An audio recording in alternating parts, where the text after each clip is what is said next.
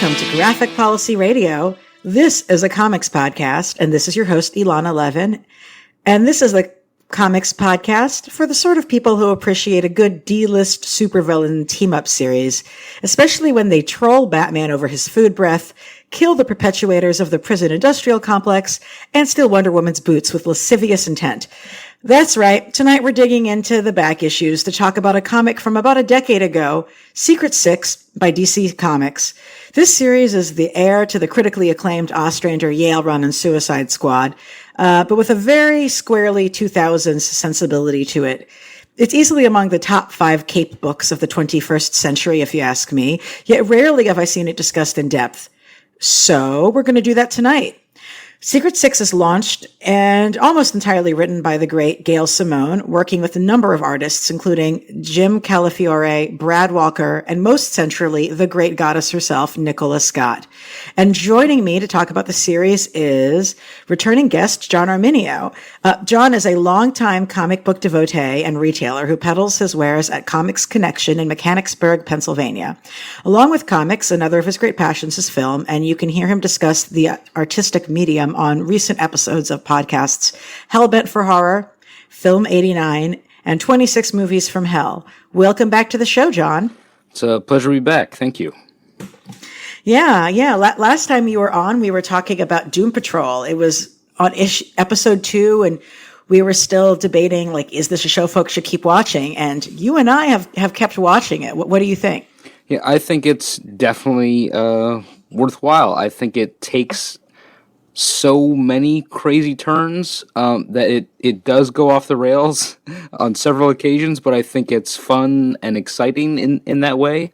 Not every episode hits, but I think it's totally unpredictable. Its characters are off the wall, and it has some great LGBT representation in there, especially when you get when they go traveling in Danny the Street. So it manages to be like heartfelt and a lot of fun and kind of meaningful, and it stays true to its characters. Yeah, I've been really happy with it. I really do think it's one of the best shows aimed at adults that's out on TV right now. Definitely one of the best superhero adaptations, no question. The acting is just tremendously good. And I'm sad to think about the fact that I don't think any of those people are ever to get nominated for anything from the show, which is utterly sad because they're magnificent.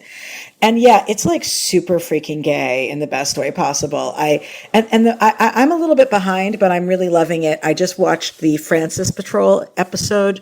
I watched it like the night of the Game of Thrones finale because I needed like a palate cleanser basically.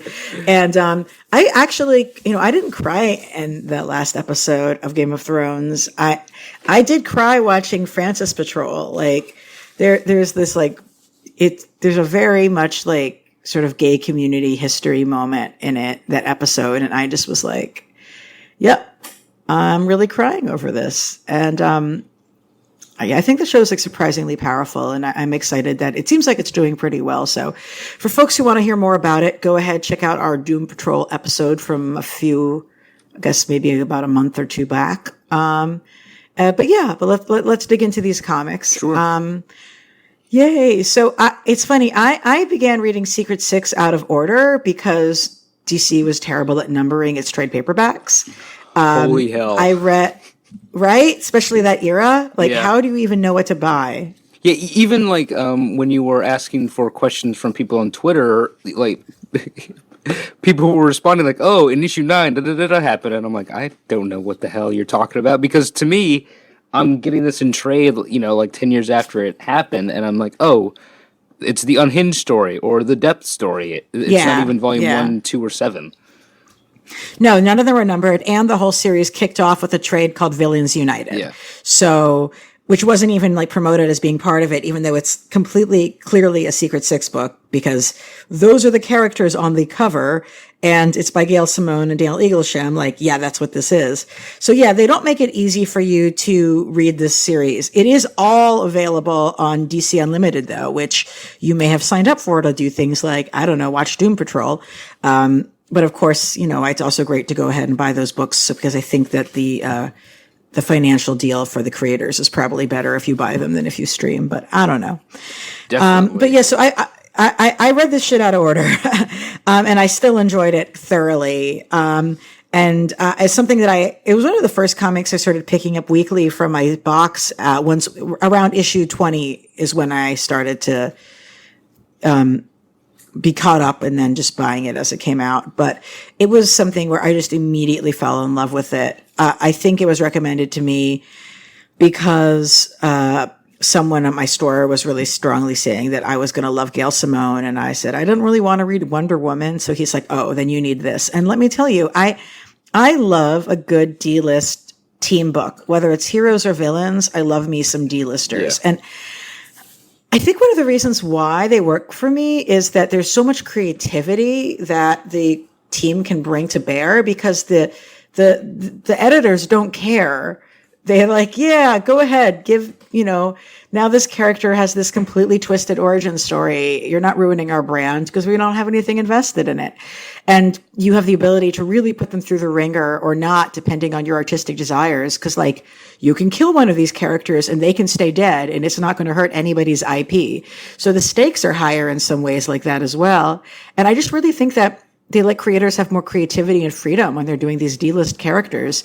And I think they're just more interesting. Do you have an attraction to the D-list folks? Oh, yeah, definitely. I think they're just so much more fun. And like you said, the creators are given much more of a wide berth to be creative with that character. I think a good recent example of this is Kelly Thompson's West Coast Avengers. And I know the two Hawkeyes are A-listy, but the team certainly is pretty D-list that they get together with, including a couple new characters, and so you get character relationships that you would never see in other books, especially now. You get much more obvious LGBT representation and racial diversity, which is great, and yeah, there's stakes there because this character's new. He or she might just die. And I think with West Coast Avengers, I really fell in love with Gwenpool, and so it was great to see her back after her own book, her Madcap book was canceled. So for me, this being a D-list team was actually part of what appealed to me in the first place. The only character from it I was even vaguely familiar with from the first ones I read were I knew that in Green Arrow they'd kind of beaten up Catman and treated him as a joke and cast him aside. And, that was basically it. I actually hadn't read any Suicide Squad at that point, so I didn't really know Deadshot. Was he fat in that Green Arrow run? Because it keeps referencing... Oh, yeah. Okay. Yeah, it was in the Kevin Smith one. He's fat, and they talk about him being washed up, and they basically say fucked up, fat phobic things. Okay. And this was basically the character's first appearance since that Green Arrow run from earlier in the 2000s, I guess. I don't remember exactly when the Kevin Smith run was. So yeah, this kind of made this series made Catman, and it certainly brought Deadshot, who had his own specific following from Suicide Squad, but definitely had probably been gone for some time from other titles. And then most of the cast, except for there was a brief stint where Harley Quinn shows up, but there's a lot of, new characters or super obscure characters. The version of Ragdoll in this was invented for the series, and he's particularly sort of creepy and complicated. I love that. I don't remember which letterer began using a stylized font typeface for him, stylized lettering, but they use this it's calligraphic lettering to make. And they have they do such great effect, and it has a sort of weird alienating effect. And there's this great line where someone says, he was saying something about climbing down the pole, and they said, God, everything you say sounds creepy. And he's like, it does? Oh, and then he starts saying different statements, and they all show up in his weird font. And he comments that, yes, you're right. Everything I say does sound creepy. So it's almost like the weird font things. Yeah. It says to my bat pole, because they're impersonating Batman, and then Catman is that sounds a bit unsavory when you say it. Of course, everything sounds unsavory when you say it. cheese stuffed manicotti. Ooh, it does. I never realized. Creamed corn, donut holes, silverback gorillas. God help us all. Yeah. Go ahead. At one point, Deadshot says to Ragdoll, even when he's well, he's sick. And I think that's kind of also a comment on the whole team, but it's kind of especially obvious with Ragdoll's character. And I think he's interesting because almost like 75% of what he says is just ignored by the team. And so it's only like very special side comments of his that the team just kind of like stops and looks at him and says, "Excuse me? What?" You're right. And he really does fill the role of a clown in like traditional comedy where like he says the things that other people won't say. He periodically will say something like completely dark and like accurate about who they are and what they're doing that other people hadn't quite been willing to put to words before. So he sort of has that traditional role. And I think, like you said in your intro, his fetishization of Wonder Woman and how much of Wonder Woman's popularity is the outright fetishization of that character, be it the way she's dressed or her kind of bondage history or whatever. I mean, I love Wonder Woman, but there's definitely a certain kind of skeevy element to her fandom. Yeah, definitely. It's true. He just straight up says those things. And it's like kind of amazing and incredible. I feel like they probably let Gail go a little bit more hog wild in the Wonder Woman stuff because she'd been writing Wonder Woman. But God, yeah. But the character that, the characters that were like completely invented for this series, like Scandal Savage was a really big deal. She was created as a lesbian character. She's the daughter of Vandal Savage, aka actual biblical Cain. And God, do I love the fact that DC has a character who's like actually biblical Cain from the Bible. Like this is not, he is Cain. Anyway, she's his daughter. She's Brazilian. She's a lesbian. They sort of are trying to characterize her as butch presenting, but they don't really fully commit to it because most of the artists are scared to draw butch women because they think that men won't want to whack off to that, I guess, is the best guess I have as to why they won't go full on into it. But it's clear that is like her gender performance in like this, and that's pretty fucking awesome. Like, just. Although if you were going to whack off to Secret Six and you were put off by the fact that Scandal is a little too butch, I can't help you.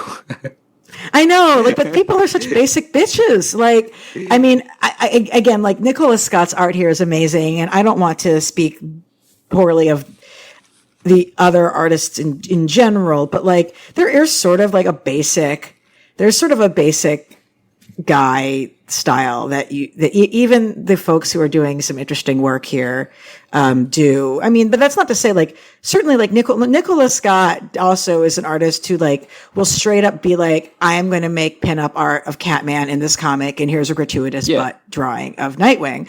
Like, so she's recognizing that this is for an audience with a range of attractions and desires and just goes for it. But I think especially when Wonder Woman shows up and you see that panel, like the indisputable power in Wonder Woman is obvious from the way Nicola Scott depicts her. And it takes a very special talent to be able to just kind of encapsulate that in one image.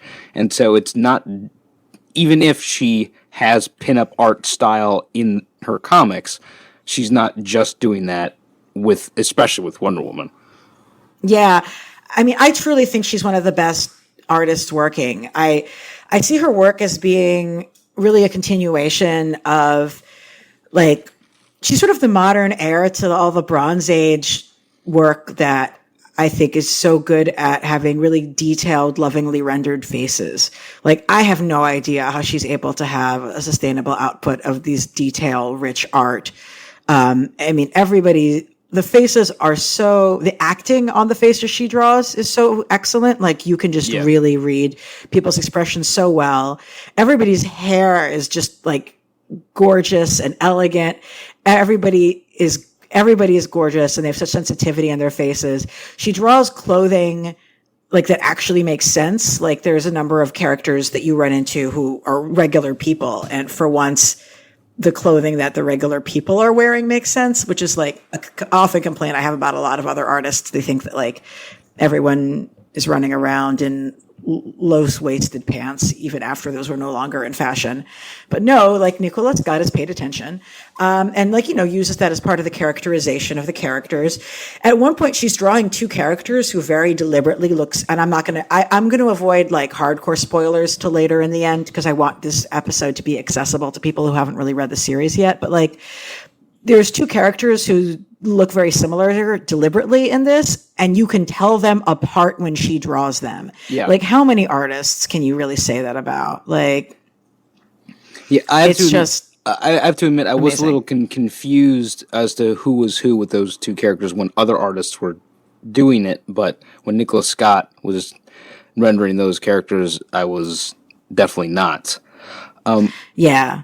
But I was actually really interested in what you were saying about her being a Bronze Age artist, because I think I first became aware of her talents with Greg Rucka's Black Magic. I think that was 2015, which epitomizes everything you were saying about her, like the face acting, the hairstyles, the clothing, and the fact that it's mostly black and white with some gray shading. Really kind of makes her brilliance pop.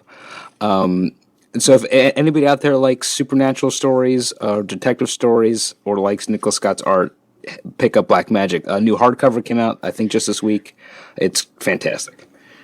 Yeah, I really like that series. I'm behind on it, but I've really liked it. And her art is just freaking stellar. Yeah. So I definitely think like I also feel like a lot of the times I see a lot of pairings in comics, in mainstream comics, where I feel like the artist and the writer aren't even trying to do the same thing. Mm-hmm.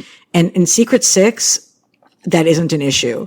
I don't like every artist who works on the book, but there's even some artists who I'm like not crazy about their aesthetic, but I see why they're working together on this. Like for me, like I don't really love, we'll go into more detail about that later. But certainly the Nicola Scott work with this really feels like a very deliberate team up pairing here. They work together on Wonder Woman as well, where you really have the aesthetic matching the text. And what the text, because I feel like I might not have explained enough of this yet. Like, this is some funny and dark and sick and twisted comics. Yeah. I mean, I guess I did read part of that dialogue, so maybe that gives folks a bit of a feel on it. But, so Scandal Savage, I feel like might have been one of the first, straight up, like, here's a major character in a book, lesbian characters at DC. Yeah, I mean, I certainly can't remember or think of other lesbian characters before this one, before Scandal. And, and she's not an Amazon. She doesn't have any superpowered space reasons. That's just her orientation. Yeah. And it's great. I freaking love it. And it has a really complex relationship between her and one of the male characters that's like not sexual and is really, and like they're so good at doing this that at no point was I reading it and saying, God, I hope they don't get paired up. Yeah. Because, there's a bad tendency, and I'm saying this as like a bisexual person who's married to a man, but there's like a tendency in a lot of fiction to like figure out how to make some guy or other an excuse to connect your queer woman with a dude. And like, no, this book isn't doing it. It's examining their relationships in a different way. And Scandal never has to come out or declare herself, or she just is, and the rest of the team just kind of like, okay, yeah, sure. And the male character who she becomes very close with never even thinks of her in a sexual way, even though she's an extraordinarily beautiful woman. But these relationships are, in a strange way, like very mature and adult amidst all the other broken and very decayed and immature relationships that these other characters have with each other. Yeah, definitely. And I also think that like, she deals with her, Vandal Savage gives her shit about it, but it's because he wants kids. It's not that he cares that she's a lesbian. He's like, I just need you to get pregnant. And she's like, I'm not doing that either. And I obviously know there's plenty of lesbian women who are like, go and get pregnant, but she's like, my body is not up to your demands and screw you. And Vandal Savage is one of the worst, most evil villains in the DC universe. So yeah. Yep. I mean, so yeah, I really, and there's multiple queer characters in this book also, I would add. And that's just still something that I wish there was more of. And it's sort of like, it is easier though for them to be like, I'm inventing a new character and she's a bad guy and she's a lesbian, but she's a really compelling bad guy. And she's a bad guy who, and this is like a constant theme in the book, like will not just do anything for any reason for anyone. And so much of the book is about these villains sort of negotiating what their own limits are. You know, these characters, most of the the lineup for the Secret Six changes throughout the book some. Most of the characters in it, most of the time, are villains who do things to make money and are not like, it's not like the Joker or like Gorilla Grodd. Like Gorilla Grodd wants like world domination, or like the Joker is like trying to make everybody lose their minds. Like these are people with like very much like, I want money and I'm going to do whatever it takes to get it kinds of characters. And then they end up spending a lot of time sort of debating what they will or won't do for money. I think the book is interesting in that way. And I think it gets even more interesting when the team is presented with a moral quandary, like being presented with a get out of hell free card as one of their MacGuffins that they have to go find. And so, you know, not only is the idea of an actual hell that exists that everyone on Earth realizes is real, an interesting idea. But how do these, you know, villains or anti-villains or anti-heroes approach getting that object, knowing that there is a hell that might be there to punish them? So I just think, so knowing that there might be an eternity where you will be on fire, is that more important to you than money? And so for somebody like Deadshot to have to like decide that is actually like, oh, I'm actually interested in what Deadshot is thinking, which is something I've never thought before when reading a comic book. Well, I mean, I completely fell in love with books, not with this character because I fucking hate him, but like fell in love with books about this character through this. Like I've gone back and thanks to the DC Unlimited app, like I'm reading the old school Ostrander Suicide Squad stuff, and like, God, Deadshot is such a great freaking character. I just really didn't know who he was till this, but you know, basically like this guy who started off sort of as someone who was doing superheroing to like ransom people for money, basically just hates himself and is super blasé about. He's like he's sort of struggling with like whether or not he cares if he lives or dies or not. And there's so many moments of him being like, I'll do anything once, and just doing completely self-destructive things and seeing what happens. And it's interesting because I was like, in some other comics, that would be Deadpool, but Deadshot is not Deadpool. Deadshot does not break the fourth wall. Deadshot is a lot more, he's not a cartoon. He's like a fucking person. So it's sort of like, well, what is an actual person like when they are dealing with these questions? I'm going to dig into we're going to talk about some specific pages in depth later on. And one of mine is with Deadshot, but, so with the get out of hell card, like it seems at first like it's very much a MacGuffin, but pretty quickly, like, all of the stories around it end up being about characters like questioning their morality in light of the recognition that now they know hell exists. Like, and so like if you ever, you know, like ultimate nihilist, like Deadshot, like, yeah, like what does that make you think or how does it make you do things differently? Jeanette, who was invented for the comic, sort of using the creature type of Banshee, as it were, which existed in DC prior to this, but she herself didn't exist as a character, is, you know, an amazing character who, you know, survived the. Her origin story, she goes back to being like a pet of Elizabeth Bathory, like in the 16th century. So yeah, she's hundreds of years old. And she has a very complex relationship with death and her body as well, and has one of those powers where basically it's almost like with Black Bolt, where your power is too powerful to actually be used that much. Like like Black Bolt, sorry, because like her power is she will make you and everyone in the vicinity relive the pain and terror of her own beheading. So basically she just incapacitates everybody within earshot, and like they become like a mess on the ground. And it's such an interesting piece. And I love the fact that her eyes turn black when death is in the air, and she says that she can smell death. And she's got really a twisted sense of humor. She's really sexy, and jokes around that a lot, but in ways that really work. And her target for a lot of those jokes is Deadshot, who is made visibly uncomfortable by being the object of somebody else's affection. And so I think that makes it makes it funnier, and it gives her a great target to throw these jokes at without it like kind of distracting from the momentum of the story. Yeah, definitely. It's not a dynamic we get too much in comics, unfortunately.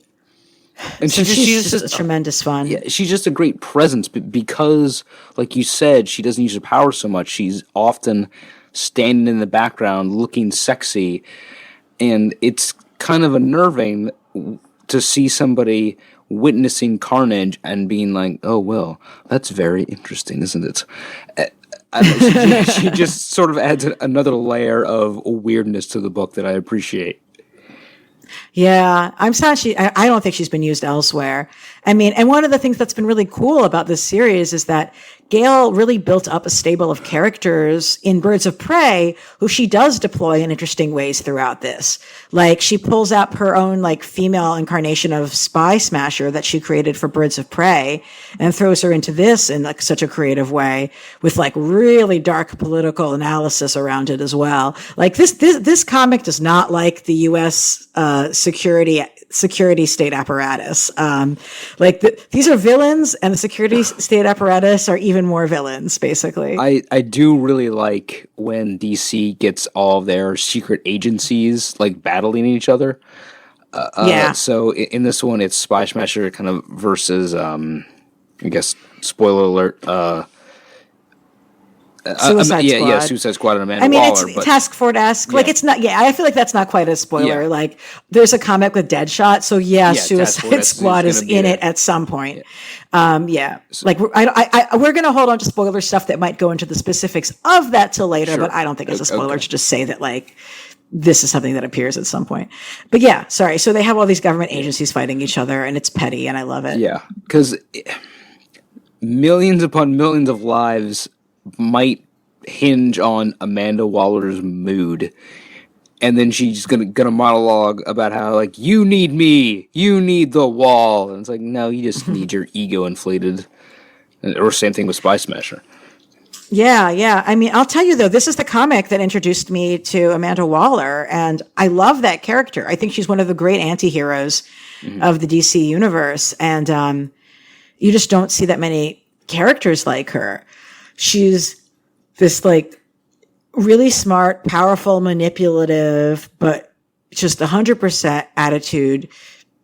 And, she was invented by John Ostrander and Kim Yale and like back in Suicide Squad, and comics just didn't necessarily always know what to do with like, a woman like her, like that nobody else got drawn that way. She could stare down Batman and win. Like, nobody else can do that. And I was so sad when the New 52 brought her back and she was suddenly young and thin, because that's like literally missing the point. She is back to her like regular physicality now, but I think when I read her in both Justice League and Suicide Squad recently, I just think she's been really mishandled. It seems like she keeps like losing. Like she'll make a decision and then a whole city will explode, and then she'll give a speech about how like, oh, you need me, and she'll stay in power. But it's no. The whole idea is that she's the person who will sacrifice 50 lives to save 500,000.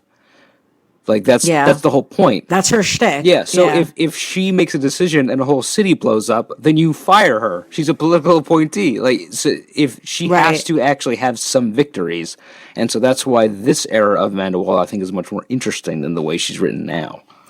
Agreed. And there's this amazing moment where something she's been doing was revealed to another character. I won't say what. And King Faraday says, Amanda, does your right hand know what your left hand is doing? And she says, strictly on a need to know basis, which is all great. You know too. And I'm like, oh, she gets these.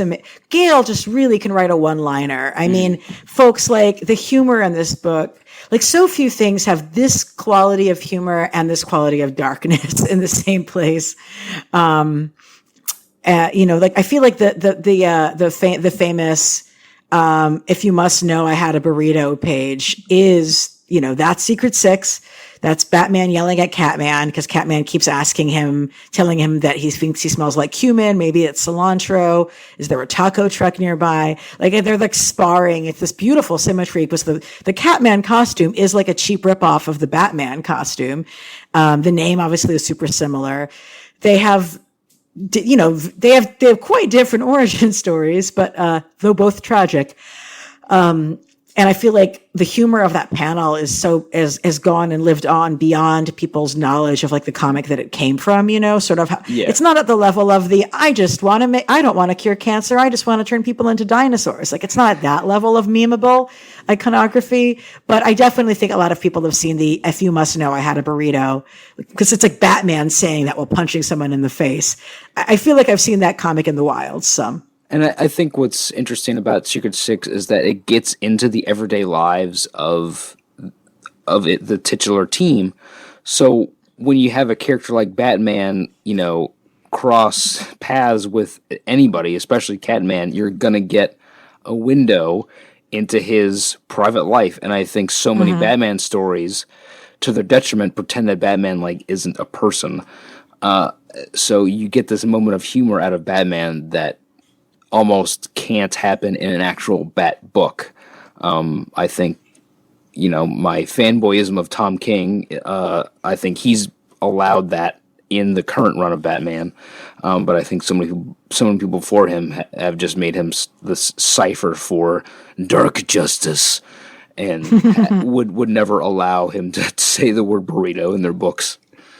Yeah, I like one of the precepts of the comic is here are these two villains who don't really know how to be friends, who become friends with each other. And they have these great, they're just shooting the shit. They're trying to buy Ben and Jerry's. They end up beating up some Nazis by accident because the Nazis are getting in the way of their ability to buy ice cream. And just the banter between them is so charming. And the whole story is just a cycle of people constantly losing, fucking up their contracts, backstabbing each other, and then falling back together like a family. And if that appeals to you, and it definitely appealed to me, then read this comic. I think it's in the same story arc. It might even be the same issue when they beat up the Nazis for ice cream. Jeanette calls some asshole at a club a cocksure moonbeam, and that killed me. So yeah, that's the kind of banter that you get in this book. I love it. Yeah, it's just glorious. Every character's voice is so unique. You could literally tell who said anything even without seeing who was assigned to. Each of the voices are so distinct, I think. And that's a really hard task for a team superhero book, especially a cape book like this. And so it's a testament to Gail Simone's abilities. What do you think of her Bane? He's the biggest character prior to this. He's the character with the biggest profile before the series. Yeah, the way his character is used in this book and the things that happen to him and the things he does are very interesting, and I like reading them. But it's also like this is Bane. He's a psychopath. He's murdered thousands of people before this. So am I supposed to feel sorry for him? I feel like it's a bridge too far to forget all the evil he has committed to root for him, as opposed to even somebody like Deadshot or especially somebody like Catman.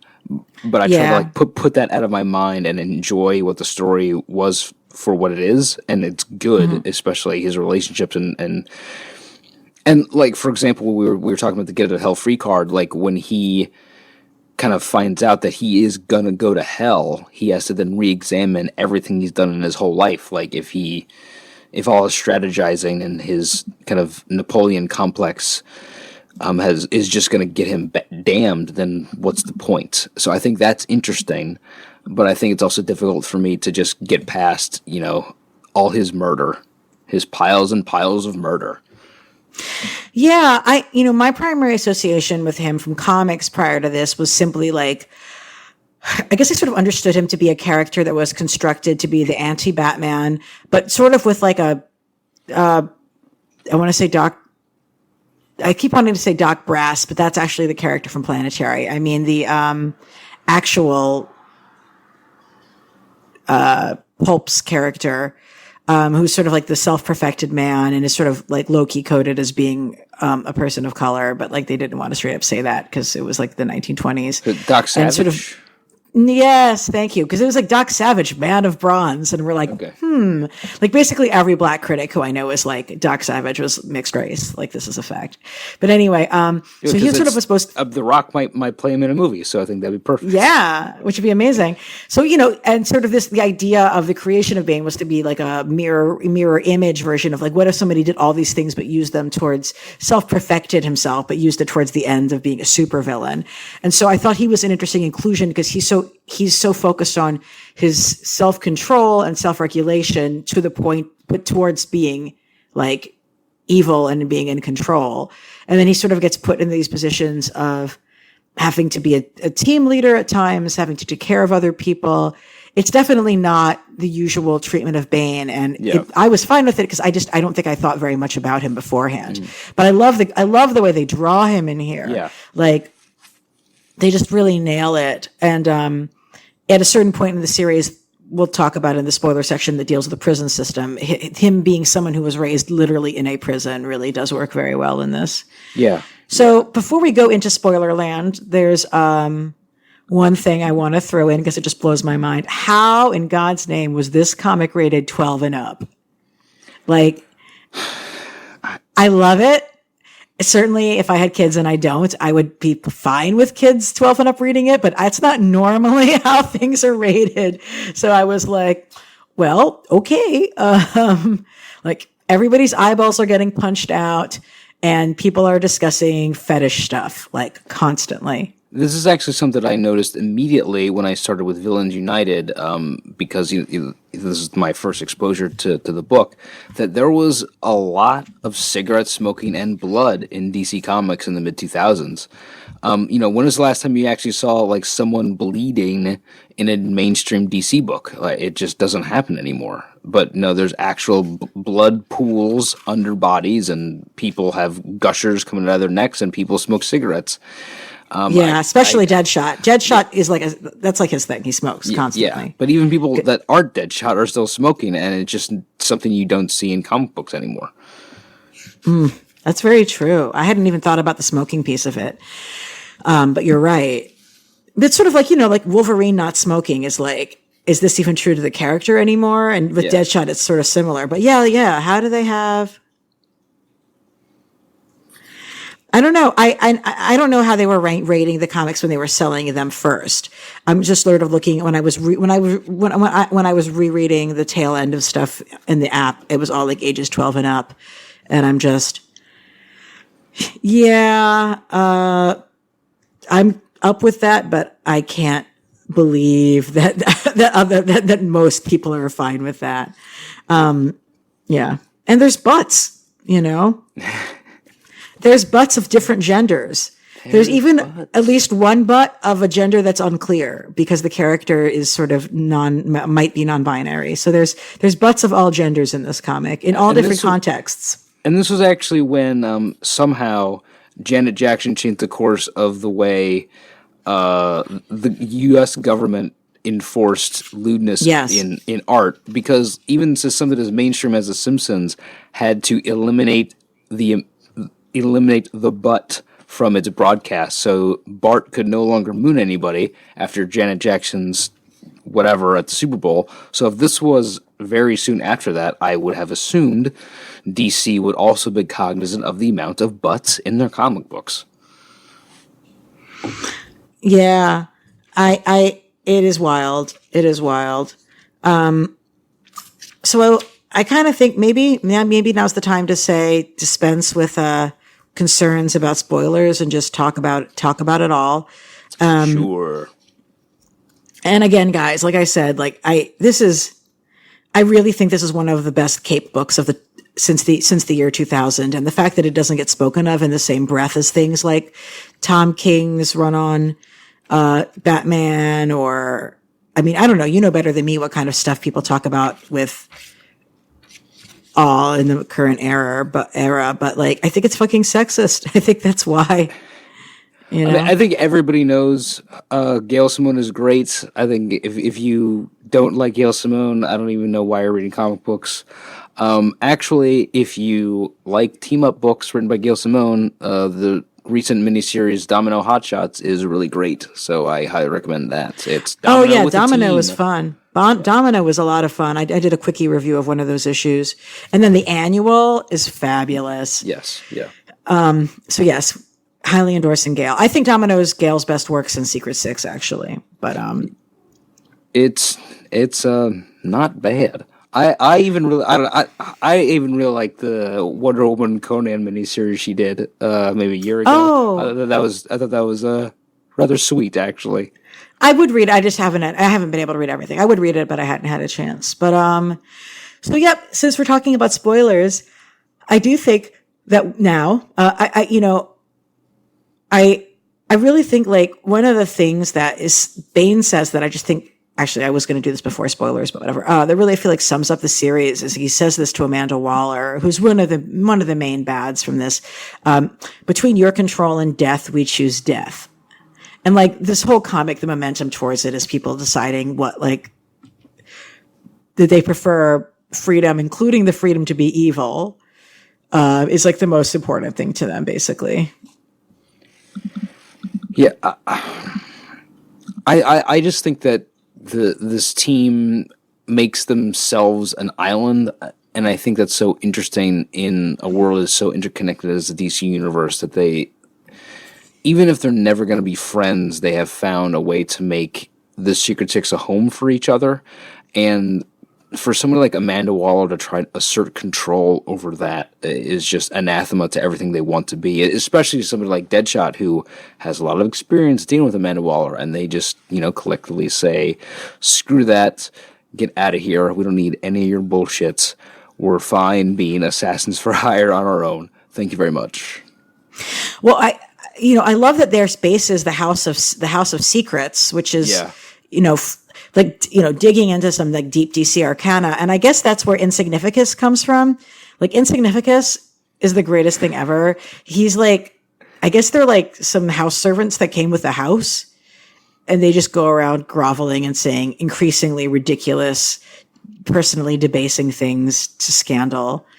And I fucking think it's hilarious and amazing.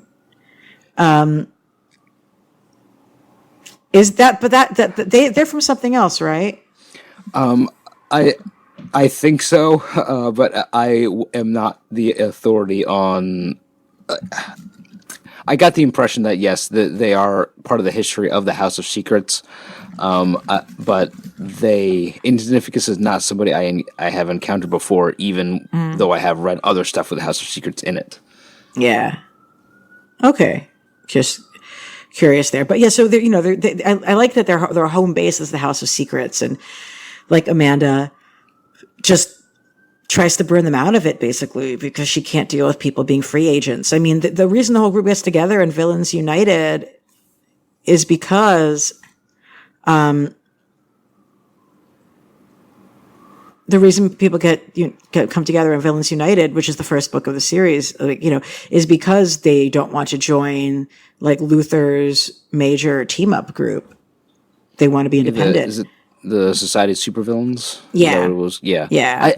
And that is another thing that I love about this book. It's almost like they're the Rosencrantz and Guildenstern are dead of the DC universe because they're kind of on the periphery of so many huge events that they just are like, I'm just going to watch from the side and just not get involved. Thank you very much. But then they end up meeting a foul end anyway.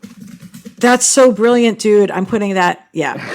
Especially like in Darkest Night, like they end up, how do they intersect with that? Like they end up like fighting some dead villains in the Belle Reve. Like, yeah. I love the way those things work into it. Or like when they, in the prison storyline, where they realize that the captives who are being policed are the Amazons who had declared war on America. I mean, God, the whole book, Depths, which is like all about the question of, you know, like, are you willing to support slavers? And, you know, if the people who they're enslaving are criminals, then they're like, no, we're not. Ultimately, but it takes them a while to get to that point because these are bad guys. Yeah. Like I, you know, it's revealed like, oh, well, the reason that it's perfectly legal for us to have these prisoners because they're the Amazons who declared war on America. And so it's fine, right? Right. And the Secret Six are like, no, it's not fine. But they end up in the end, sort of, I mean, I found it this disappointing is they basically at the end, and there's a whole book where they're just basically talking about how prison doesn't work, how prison is inherently abusive, how like connecting prisons to hell, how prisons are structurally based on hell. Like the whole book is an indictment of the prison system. And then at the very end, they conclude that they're going to just let this prison continue, but under different leadership of this guy who's like less evil. And I was like, this is unsatisfying. And it's well written so much that like, I see, like they express why, you know, it's not like there's no explanation, but it's just like wrong, you know? I'm like, I see where you're going with this. Like you've written it enough, but I disagree. Yeah.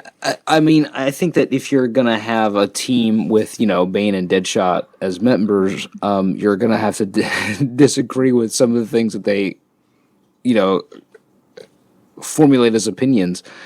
But it's not them though. It's Artemis and Wonder Woman who basically are like, okay, well, we're going to stay here and like make it not be a slavery prison.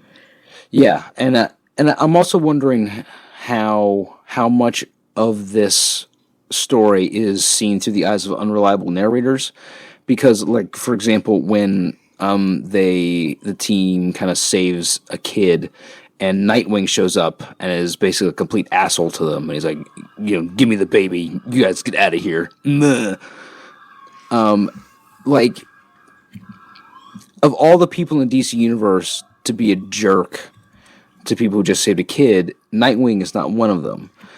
But I think from their perspective, heroes are the people who deny them like existence, who say, "Oh, you're not good enough. You deserve to be on the outside of normal society, of superhero society, of everything." And so I think they come to everything with a chip on their shoulder. Mm-hmm. So I think it's an interesting way to give us a different perspective on these heroes that we so idolize, that maybe not everyone sees them the way we see them. Even Wonder Woman. Yeah. Yeah. The other piece that I felt was really political in here was the invasion of Skartaris, which is the sort of savage the sword and sandal epic land that like exists within Earth, that was invented by Mike Grell basically for his Warlord series back in like the 70s, I guess. They have some issues where they are sent to basically go and conquer Skartaris, and like straight up Black Alice, who's a teenager character who joins them later on, straight up says like, this is colonialism. We learned about this. This is bad. And I loved it. It's like the young character who's like, I studied this in school. Let me tell you, I learned about the name for this. But I was like, I just enjoyed people even just spelling that out that clearly in a comic like this. And, you know, the U.S. government is sending them to Skartaris to conquer it because of colonialism. And then they decide that they're actually going to fight for its freedom. I'm like, I love you guys. Yeah, I think I really like the character of Black Alice. I think she gets a lot of great use in the New 52 run, actually. But yeah, in here, she's... Yeah, sometimes you need an outside voice to be the voice of reason, and I think she does that really well here, especially when, you know, they're in, like, a sword and sorcery epic land with, you know, dragons and dinosaurs. that you need somebody who's able to kind of say, wait a second, everything you're doing is bullshit. Even here. I also love, like, Black Alice's weird crush on Ragdoll that's the sort of thing that only a woman comic writer is going to do, because only a woman comic writer knows about the weird ass crushes that teen girls have that, like, other people just don't. Like, oh my God, if I had $1 for every improbable, disturbing adult man that teenage girls that I knew had inexplicable, like, I was one of those things where, like, people were like, oh my God, Black Alice has a crush on Ragdoll. I'm like, oh, you would believe. Like, that was such an accurate, like, teenage goth girl note. I was like, yes. And they handled it well, even, like, through the series. It's like, he's, he in an earlier issue, Black Alice describes Catman as somebody who looks like an ad for Grant Gym and smells like concentrated dude. Yeah. So and Catman is also kind of, like, billed as an incredibly handsome specimen. So if she's criticizing the way that Catman looks, she's not interested in the sort of normative male figure, and so I think it makes sense for her to be attracted to. Not makes sense, but you can buy. But you see what? Exactly. That somebody like Ragdoll would appeal to her. But I could also totally believe that Catman probably doesn't bathe enough. Like, probably, I'm like, yeah, I can see that. He's like, I don't have to. I'm gorgeous. It doesn't matter. But God bless Gail for giving us Catman as a sex symbol. Like, there aren't that many characters who comics really feels they can lean into when it comes to, like, depicting men with a sexual gaze. Like, it's like Dick Grayson and Catman when it comes to DC. Like, I don't even know who else in terms of DC they even would do that with, frankly. That's why I loved Midnighter so much. Because the series? Because that was a character who was gay and also very masculine, so he would assert his male gaze on basically anyone that he found attractive, most obviously Apollo, who is, his longtime lover. But whenever Dick Grayson came around, he would, like, hit on Dick Grayson any chance he got, because Dick Grayson is Dick Grayson. Yeah. And so I miss that voice in DC Comics. Because that was a great book too. Midnighter was such a freaking good book. It was. But what's interesting is Steve Orlando's a madman. I love Steve Orlando. He's great. He's been on the show a few times. Interestingly, like, a great amount of the art for Midnighter is, like, it's really freaking good as comics art, but it clearly has no interest in cheesecakiness, which is interesting when it's, like, the only gay male book lead in a DC comic. So it's like, we'll give you this gay male book lead, and, like, there will be some leather to it, but we're not going to make it cheesecakey ever in the slightest. And, like, that's clearly, like, part of the design of what they're trying to do. But I think it's interesting, and because the publishers are so uncomfortable with sexualizing. But then what I loved about what was happening on the Grayson book at the same time was that Michael Jean was doing the art and was cheesecaking Dick Grayson and Midnighter when he would show up in that book every chance he got. Yeah. So it was like, well, if you're not going to get your cheesecake here, we'll give it to you here. Yeah. It's interesting, like, but it just feels like it's such a small piece of it. And, like, I don't know.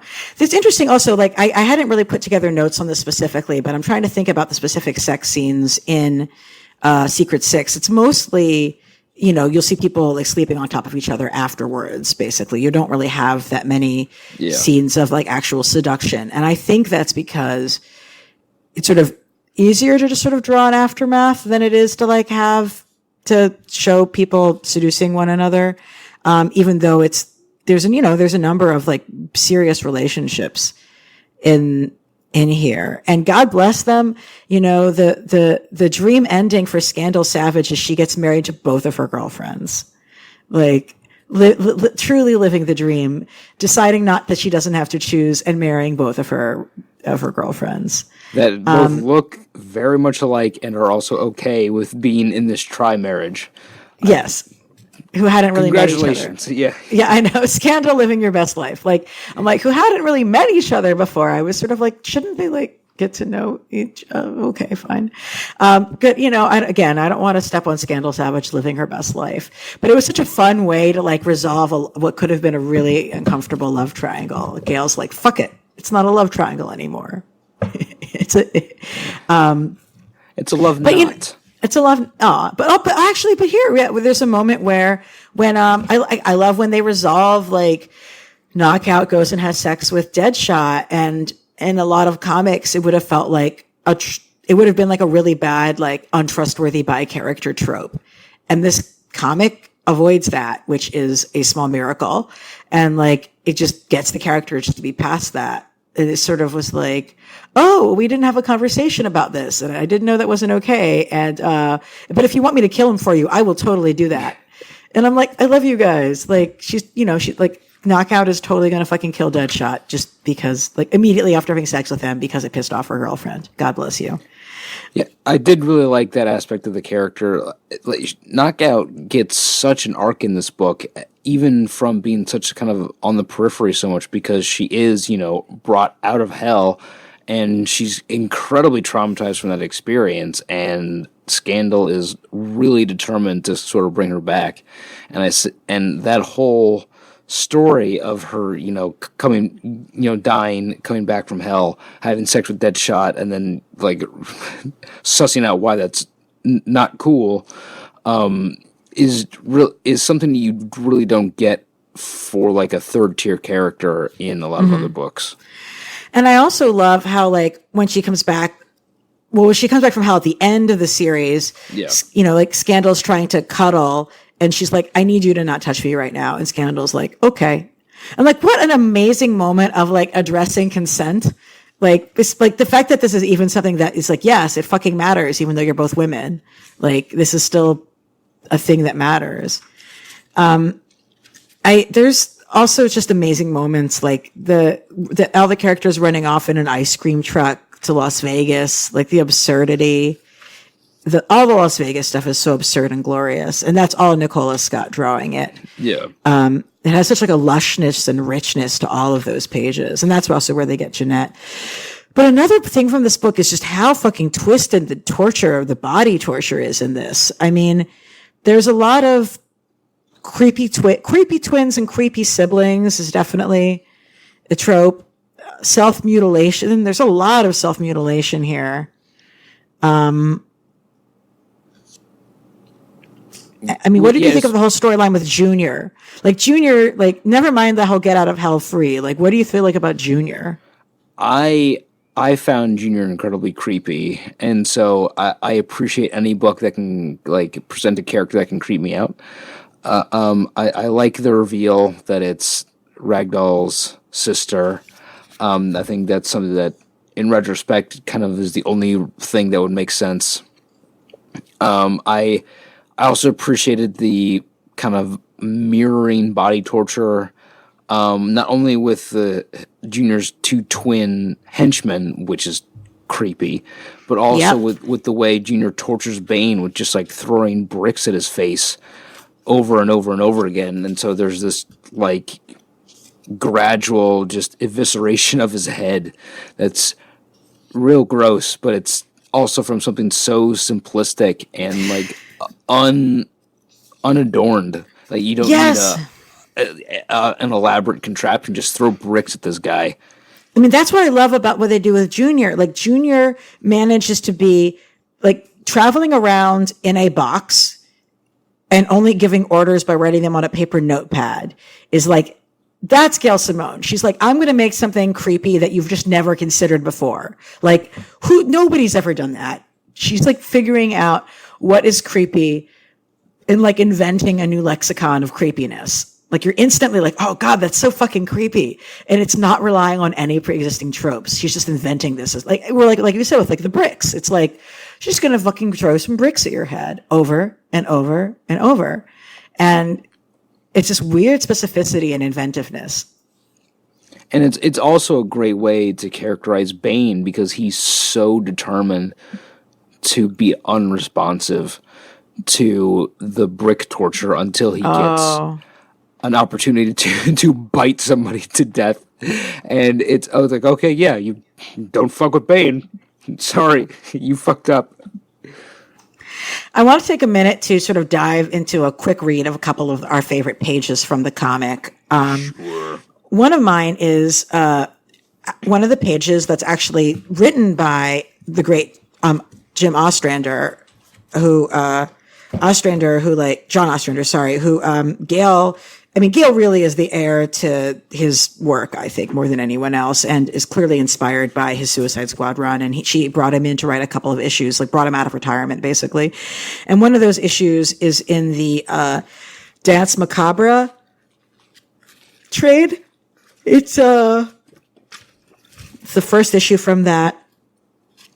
And he writes it. It's, what is it? Secret Six, issue 15, but it's like from volume 2. God, the fucking numbering is a shit show. And the art is by Jim Calafiore.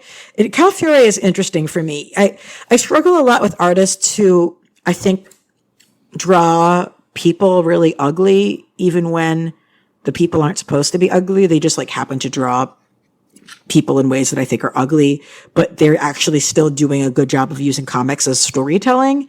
And this guy is like, he's the perfect example of that. I'm like, I'm never going to frame one of these pages on my wall because like, I think his people are kind of ugly, but this is really good, effective storytelling. So let's look at this first page. It's one of Deadshot sitting in a diner.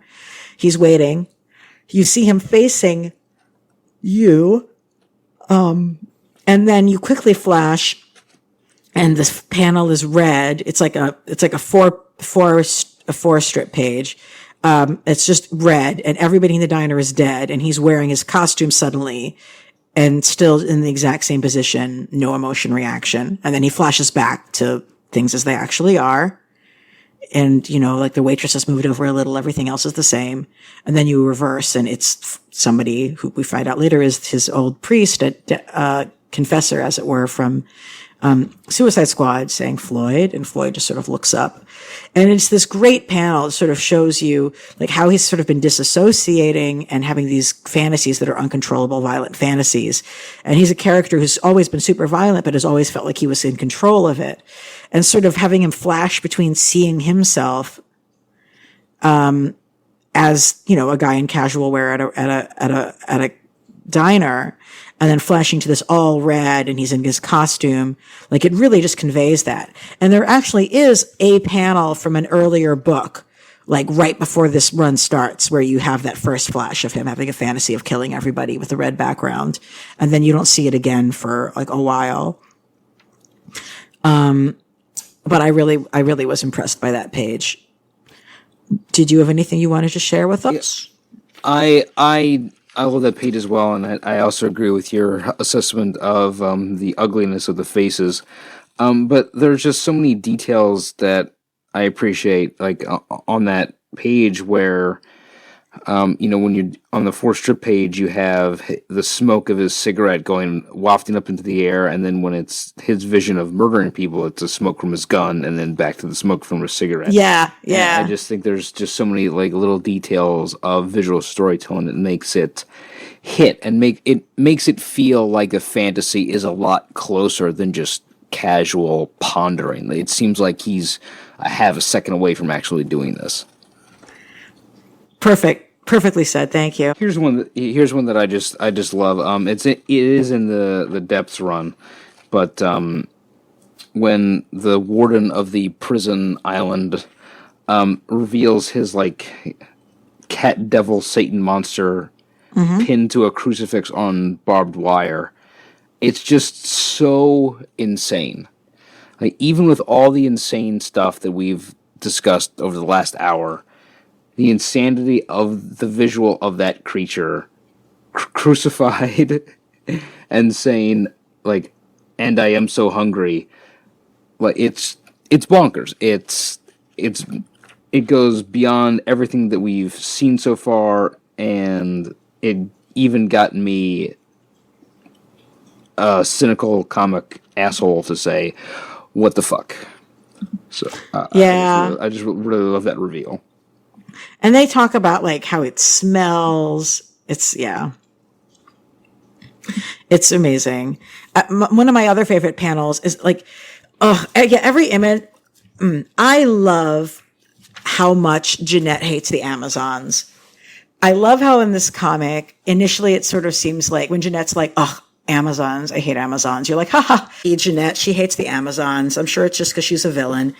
And then Thomas actually asks, like, "What is it with you and the Amazons, Jeanette?" And Jeanette said, "Banshees don't care for immortals at the best of times, Thomas. They make us somewhat irrelevant, I suppose. But 3,000 years they stayed on their little tropical island while women were treated like cattle all over the world. A few less of them won't cause me to shed any tears, I'm afraid. Now are we going to this roof or not?" And I was like, God damn, like, I love how she's just fucking bringing that, because that is real. Like, Jeanette is hundreds and hundreds and hundreds of year old woman who has seen the worst treatment that women have and experienced the worst treatment that women have ever endured. And then she's, when you learn that there was an island of superpowered independent women who didn't have to deal with any men for that long, and that they did nothing to try to free women until World War II, basically. That's, fuck you. That's fucked up. I love that character beat. Like lots of things in this comic are stuff where at first it seems like it's quirky, and then you see how rooted it is in like trauma or reality or feeling. And the sequence I was looking for, I was looking in the wrong volume because I can't keep the volume straight because thanks DC, is actually that flashback where Jeanette is talking about her being, sold off basically to Ezrabet Bathory to be of service to her.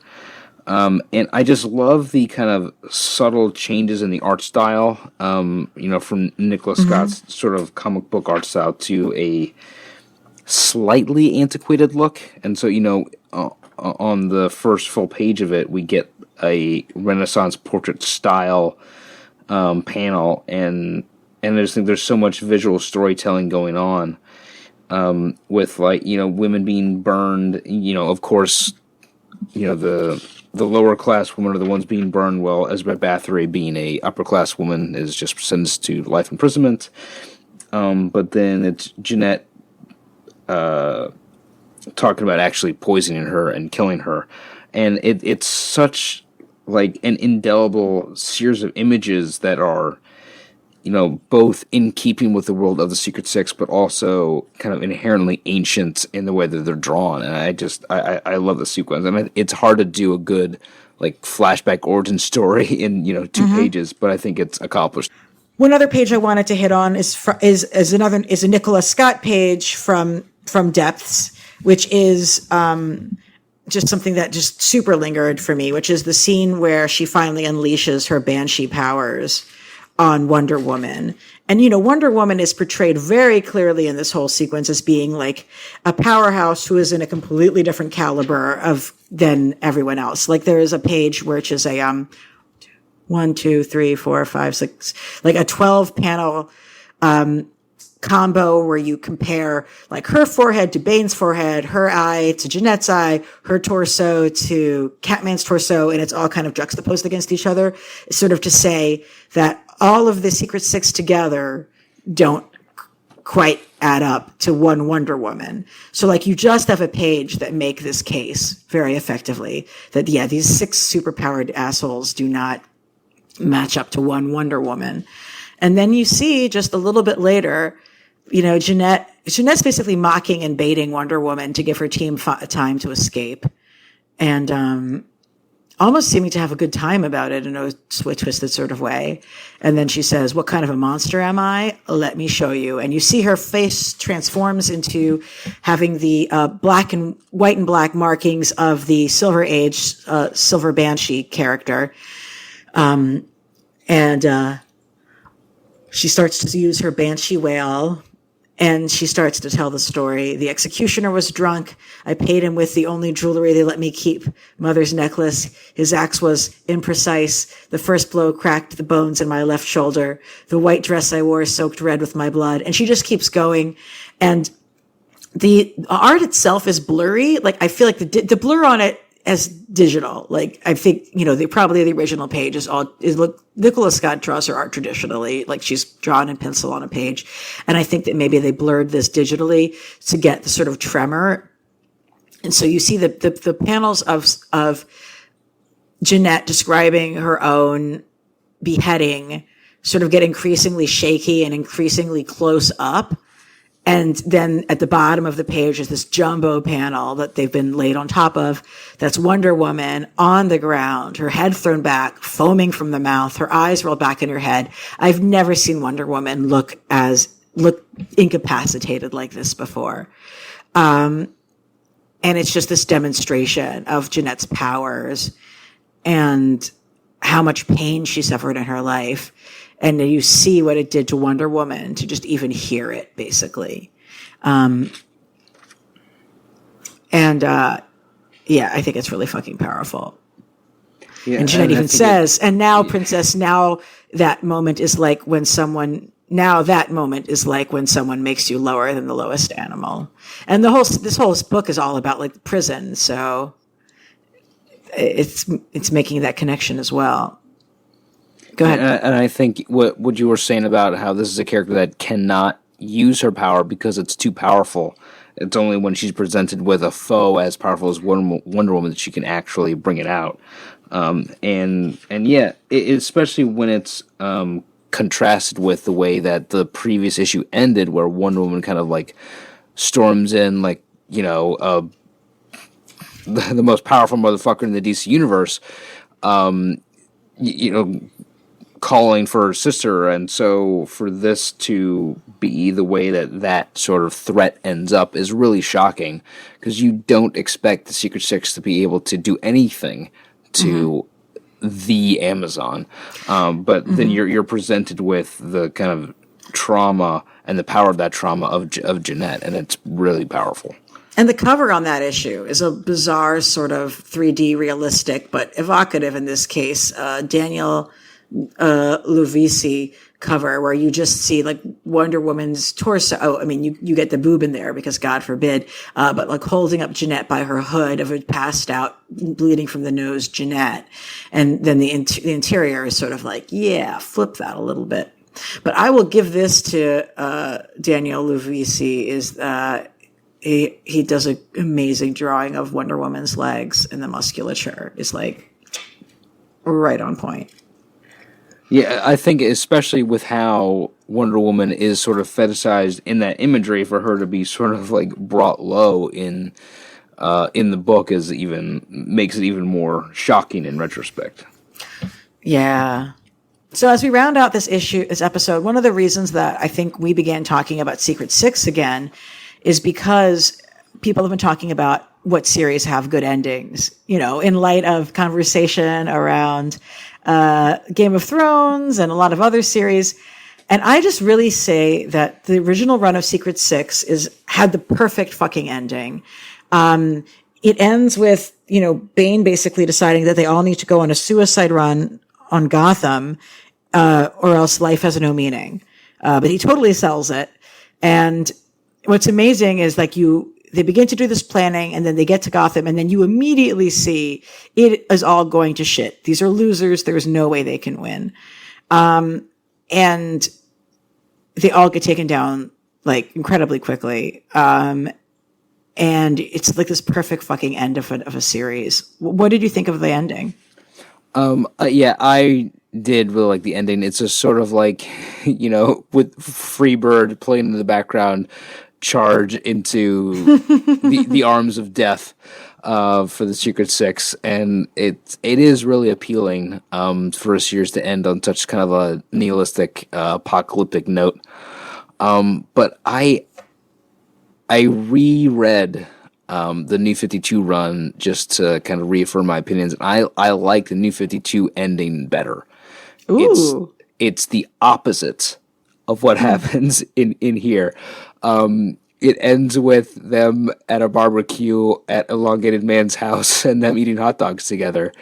So it's a real interesting flip on the whole sort of crux of the pre-52 Secret Six. So I just found that really interesting and really funny and charming.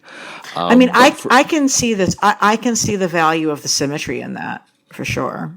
Yeah, there is definitely a lot of moments of symmetry in the New 52 run, that kind of my binging of the series, I guess, alerted me to that. Maybe, if you were following along as his issues were coming out, and remember this thing from this series that came out 5 years ago. But yeah. Rarely do books get endings as poetic as either the pre-52 run or the New 52 run got. So Gail Simone, I think, got two really great endings out of the same book. And I think that's pretty cool.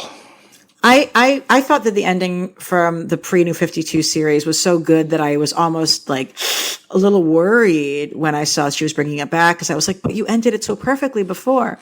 And I began picking it up because I wanted to see what was going to happen. And I love Gail. And she also said that Catman was going to be like portrayed canonically as bisexual. And I'm like, yay, more bi representation.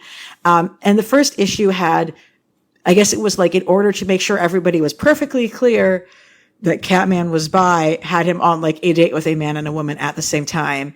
And the art was ugly. And I was like, I hope this gets better. And so I stuck around for another issue, and I just was like, this isn't bad, but I wasn't feeling it. And it felt like such a letdown for me. So I actually didn't finish reading the series, even though, I think, there was a non-binary character that got introduced. I don't know. I've always felt a bit mixed over my decision to stop reading it. I mean, now that it's all on Unlimited, I guess I can check it out again. But you seem to really have liked it.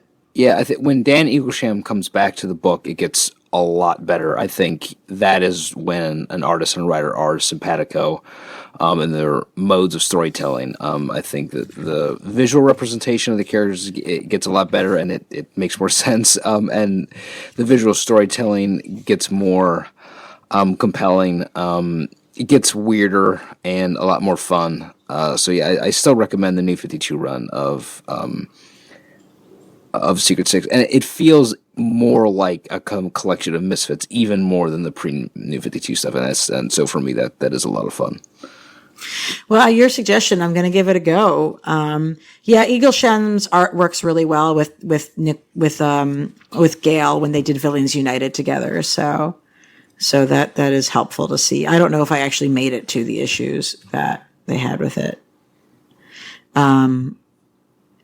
So that's great. Thank you for that recommendation. No problem. Is there anything we haven't covered that you want to hit up? I think I'm set. I think Secret Six should be left to be discovered by your listeners out there. Yes, that's right, guys. Get on this series. I just truly fucking love it. Rereading it just reified to me how fucking good it is. There were so many moments where I put it down and had to shout because my partner's read like part of it, but not all of it. Like, this is the best. Look at this freaking page. And it's a standard by which I feel like we should be holding all of our superhero books because, not everything can be Watchmen. Not everything is going to completely reinvent a genre and deconstruct it and change the game. But everything could be as good as this comic, which is just a mainline comic, nailing it every step of the way. And I do think that the fact that she's drawing from characters where she has such freedom in them because they're D-list helps with it. But it's if she can do this, everybody else, step up your game on all of your random team books because this is really a beacon of brilliance. Yeah, there are definitely writers out there that are doing that. I think it's easier to do with individual characters. I definitely think Chip Zdarsky is doing that with both Daredevil and Spider-Man Life Story, and with Invaders, which is a small team book. So all praise and glory to Chip Zdarsky. He's brilliant. Yeah, so he's legit brilliant. Yeah, God, that I never would have thought how excited I would be for Daredevil to be wearing a Punisher T-shirt, but then when Chip Zdarsky does it, it's so awesome. It's Yeah. Anyway. And my suggestion would be for people who've read this and have not and are looking for more. The closest I found to this is the original Secret Six with Ostrander. You would not believe how dark and twisted and modern that series feels, even though it's from the 80s. It has a lot of pacing that feels like a straight out of a contemporary action movie. The artists who move through the book, like most of them are excellent. None of them are bad. Most of them are like truly first rate. So yeah, if you like Secret Six, get on the old school Suicide Squad, not the new school Suicide Squad, which is just a string of depression and lack of being as goodness. Just go read the Ostrander original run on Suicide Squad. It's remarkably contemporary. There's a reason why Gail brought him in to write 2 issues of her series, and it's completely seamless. It's seamless. Like, you cannot tell his stories from hers, really. So that would be my recommendation. Anyway, well, thank you so much for joining us. And tell our listeners where they can find you on the internet. I rant about movies, and comic books and dump on Donald Trump on Twitter and Instagram at Quasar Sniffer. You can find Comics Connection, that's comics with an X, on Facebook, where you'll see me mug with my stupid face and comics that I love every week. Yeah, you've got a good pull list recommendations for folks every week. Yeah, it's a lot of fun. Go to your local comic book shop. It's where you'll find people who know what books you might like, and so where best to spend your comic book dollar. So read books, you guys. They're good. Thanks. And folks can find me on Twitter a little bit too much at ELANA_Brooklyn. And of course, Graphic Policy Radio on iTunes, SoundCloud, Stitcher, you name it.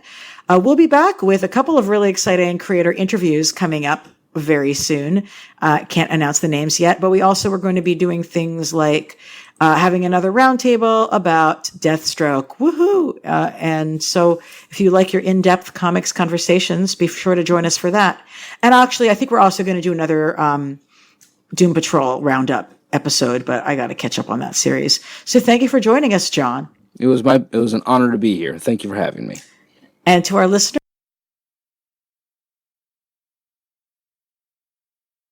hey, thanks for watching the previous video from Graphic Policy Television. Just by watching, you help support our site. Thank you so much. Now, if you're watching these videos, you probably care about geeky things like movies, television, comic books, toys, games, video games, you name it. You can go and subscribe right now to our YouTube channel to stay in touch and catch all the new videos, or check out our website at graphicpolicy.com. There's a nice link on this end of the video. But as always, thank you for watching. Keep on rocking and keep it geeky.